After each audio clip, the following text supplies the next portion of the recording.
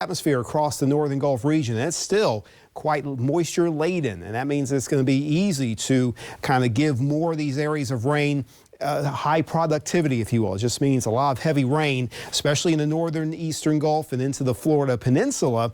But locally speaking, maybe not quite as widespread as what we had, but there's still going to be a few that pop up between now and midnight and move across the state line areas.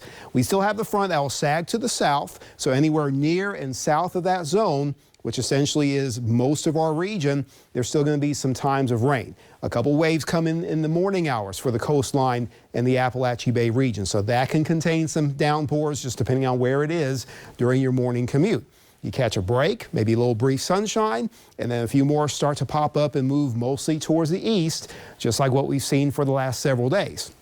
But the farther north you are, the less likely you'll have the wider spread rain activity and maybe just a little more in the way of widely scattered across South Georgia. So we can have some warmer temperatures there, but outside of that, there's still an opportunity for high rain accumulations in a few local spots. I'd say most of us can expect to see about up to ½ an inch. Some heavier amounts are possible, and a couple of wind gusts can come from any of those thunderstorms, including for tonight. I think just a very low chance for a couple stronger wind gusts. But if you've had a lot of rain today and yesterday, and you may get in on another round of heavy rain, that can cause, I'd say, nuisance spot flooding, poor drainage areas and such. Not widespread, but there can be some problems with local flooding if the heavy rain comes down.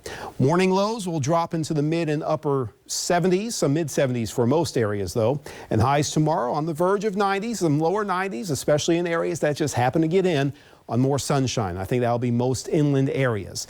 And then we kind of revert back to scattered activity, not so much morning focus, but primarily mid to late afternoon and into the evening. That still reaches about 40–50% of the region, and our highs will respond to a little more sunshine starting Thursday and beyond. We get back into the mid 90s, which again is above average, but it's common.